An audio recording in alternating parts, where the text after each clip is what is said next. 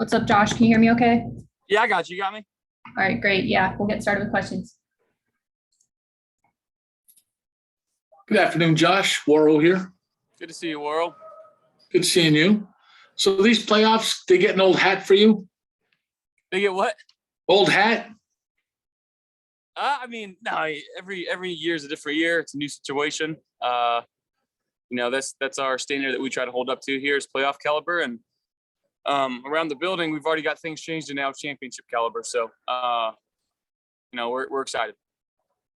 And I was kind of half kidding there, but what's it mean? I mean, when you arrived here in 2018, you were aware of the Bills' history and wanted to help build this team into what can become a sustainable contender.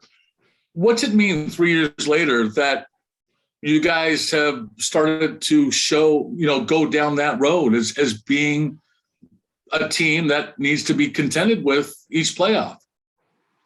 It speaks a lot about the guys in this locker room, about the front office and our coaching staff being as consistent as possible. 3 years in a row, it's not an easy feat. Winning is not easy in this league, and you need to celebrate it when you can. But at the same time, we're not just hoping to get into the playoffs. That's not our goal. Our main goal is at the start of the season is to give ourselves a chance to win the Super Bowl. And yes, to get to the Super Bowl, you got to make the playoffs. So we have accomplished that goal, but we have loftier ones ahead of us. And lastly, given the ups and downs that this team faced throughout this season, do you think that the expectation and knowing what it takes to get to the playoffs, that experience, that mindset helped you get to this point to smooth out, to get to the point where you needed to win these 4 games? Yeah, I think there was just no panic in our locker room. And again, we have a sense of calmness, but a lot of urgency within this unit, and again, we're excited to look forward to that, but we got one more game left and a chance to go win the division at home, which hasn't been done, I think, in almost 30 years or something like that. So that's the only thing on our mind right now is this next week, Sunday, 4 o'clock versus the Jets. Thanks, Josh. Thank you. Okay, Josh, it's Mark Gaughan here. This is related to the grind of the season that you have. So I presume, like most quarterbacks, you get Dable sends you your first look at the game plan on Tuesday evening on a typical week. Is that basically right? Yeah, sometimes even Mondays. They're grinding. Okay, so the games are so emotional. You beat the Patriots. Everybody knows how big it is. And now you've got to get ready and do a lot of studying for the Falcons, who I can't believe you watched many Falcons games before last week. So do you have to have some downtime, unwind? I would need to binge watch soap operas or something. Like after Monday, do you have like a dark time? Okay, I'm gonna detach, unplug myself. Or is it a case of Tuesday morning you were watching Jets video already? How does that work?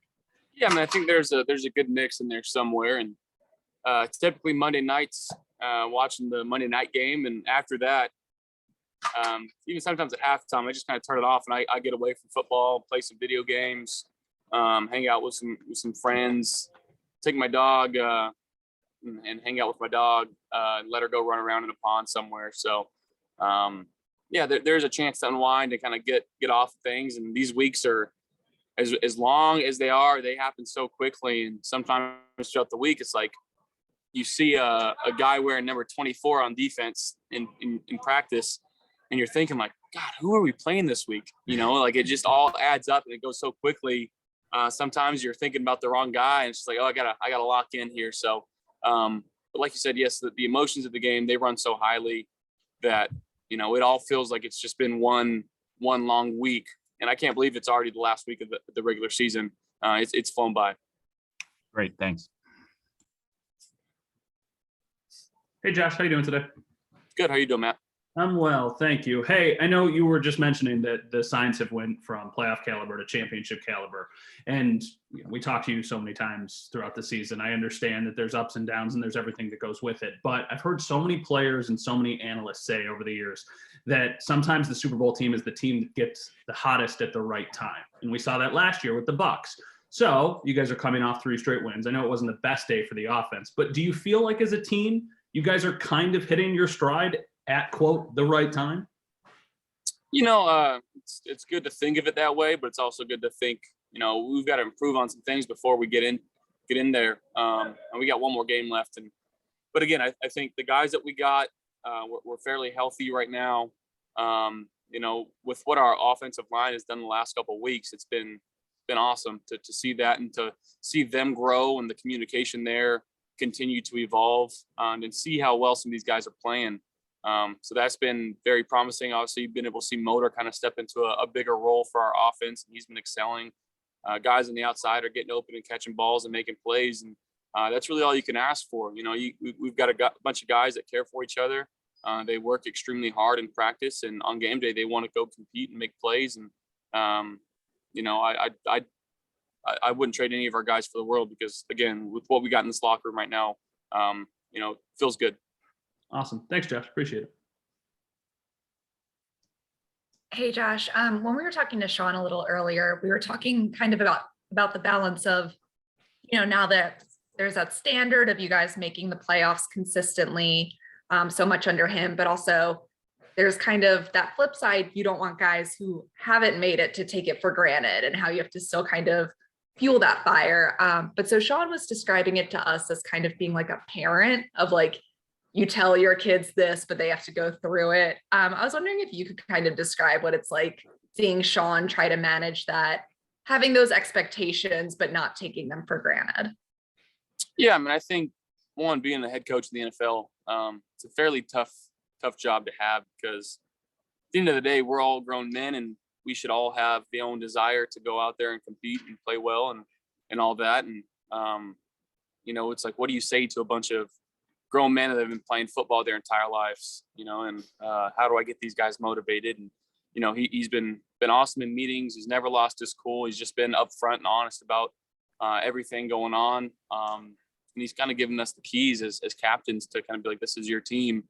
I'm here for guidance, but I'm not going to, push anybody in one certain direction or not. So I think just the maturation and growth of him as a coach too in the last couple of years has been awesome to see. You mentioned captains kind of having a role there, and obviously you're always going to have a leadership role on this team. Are you talking to some of the younger guys who haven't seen the team not make the playoff to be like, hey, this is why this is such a big deal? Oh, no, not yet. I don't want to say that it's expected to make the playoffs, but the standard that we hold ourselves to, it kind of is. So that's the expectations that we have going forward, and really every year it's our goal to make the playoffs and give ourselves a chance to win the Super Bowl. So I don't really think there's anything that needs to be said to some of the younger guys. Okay, thanks. Hey Josh, this is going to feel a little off topic, but I was curious. I know you've talked a lot about the handshakes and all that sort of thing, but I was curious. I know you've been doing them since you've pretty much been in Buffalo. Where did it come from originally? Did you do handshakes with your teammates in college? Where did the idea kind of come from? Yeah, I had a few handshakes in college, but I think when I really got here, it was Shady, LaShawn McCoy. He was kind of the one that forced me to make a handshake with him, and ever since then it's just kind of taken off. But again, it just gives you that little connection with every guy on the team that you have a handshake with, and just to let them know that you care for them, you appreciate them, and vice versa. So it's just a little tiny tidbit of something you can do to help relationships on the team. Did other guys get like jealous or like see you doing one with him and were like, oh, we should make one too? Or was it kind of you being like, oh, this is like a good idea and carrying it forward? Honestly, it's so candid when we're making them. It's just like we're standing there and it's just like, we should do that. It's like, okay, let's do it. And that's now our handshake. So it's there's not much thought process that goes behind them. It's just kind of there and done, and from there and forevermore. Do you still remember yours was shady? Like, do you remember all of them going back, or is it too many to kind of keep track No, of? I remember most of them. I remember some in high school that I had with a couple of my other baseball teammates. So, and then, yeah, I got a few. So you've always been, it's like going back further, like you've always been like a handshake guy. I don't know if that's a thing, but. Yeah, I am. And then Dawson said that he thought maybe you go home and study them and kind of work on them from home. He wouldn't be surprised if you did that. Is that true, or is he thinking too much on it? No comment. I'll never share my secrets. Okay. And do you have a last one on this? Do you have a favorite from over the years? Is there one that you like? That one was great. It was really creative, or does one in particular stand out? I mean, I think just fanboying for a moment with Frank Gore and having a handshake with him growing up and watching him play. I think that was really cool to be in that moment and to have a handshake with, a Hall of Fame running back who I looked up to as a kid and cheered for on Sundays. Awesome. Thanks. Hey, Josh, good afternoon. I want to ask you about, do you believe in the rookie wall? And did you hit it at any point when you were a rookie? I'm sure it's fair. I didn't personally, because going back to that season, I did get dinged up a little bit and I missed a few games kind of right in the middle. So when I got back, it just felt like I was starting up again, and then it was the end of the season. So, but again, 17-game season compared to sometimes a 10-game season, it's dang near double. And if you go into the playoffs, that's it is almost double the amount of games that you play in college. So it's a longer season, but some of these young guys will find out in the offseason, like it's a little different, and you got a lot of time to yourself, but you got to stay on top of things and start getting ready for the next 17-game season. All right. And if I could ask you, what is different that you've seen on film this week of the Jets defense compared to what you saw in mid-November? Anything different there?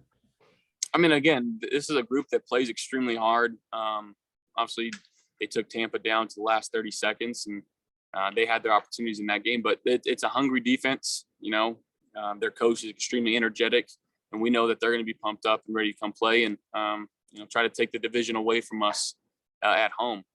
If I was in that position, I'd feel the same way. It's an opportunity for them to come in here and do something special in their eyes and end their season on a good note and get some momentum towards the next season. So they're playing really fast. They're playing very physical, and they're going to play very hungry on Sunday. Okay. Thanks, Josh. Hey, Josh, it's Jay with the Buffalo News. You mentioned the growth of the offensive line earlier, and you've had a lot of moving parts there, but the one constant really all season has been Mitch.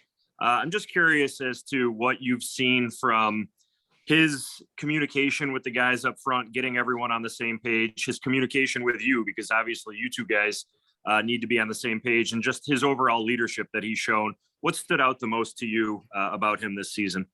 One, is that a Red Sox beanie you're wearing? Boston? It is. Yeah, it is. Sorry, I'm a Red Sox fan. We'll let it pass. Two, Mitch has been awesome. He's been fantastic. Just the consistency that he's had at that center position. He's obviously been here for the last couple of years, and just the relationship that I have with him, I just have a lot of trust, a lot of faith in him. We communicate extremely well together. It's never been pointing fingers on the sideline and whose fault something happened. It's just always been like, let's fix it. Let's be better. And that's why I love him so much. I mean, again, the things that we just talked about off the field too are just not even football related. And to have a guy like that who is more than a football player, and he's one of the glue guys in the locker room too. Everybody can come to him and talk to him, and he's been awesome for this team. His athleticism, does he maybe not get quite as much credit for what he's able to do athletically in terms of some of your plays? And does that kind of jump off the tape to you at times? He absolutely does not get the recognition he deserves for his athleticism. He can run, he can move with the best of them. Sometimes he's outrunning, me and the running backs in some of our pin and pull schemes. And again, just consistent, doesn't complain, just does his job. And that's why we love him. Appreciate your time. Thanks, Josh. Afternoon, Josh. How you doing? Good to see you, Dante. Good.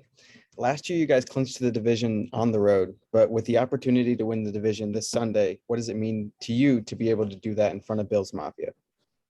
It means a lot. And I think, again, I think Coach told us this morning that it hasn't been done at home in, I think, around 30 years. So for us to give that to the fans, especially after last year with COVID and then not being able to be there, I think it'd mean a lot for them. But at the same time, we're just trying to go win a game and go 1-0. And we understand that the Jets are going to come in here and they're gonna be extremely hungry and they're gonna be ready to play on Sunday. So we know that, they know that, and we got to be ready to come out and give everything we got. Thank you. Good luck this weekend. Thank you. That'll do it for today. Thanks, Josh. Perfect. Thank you.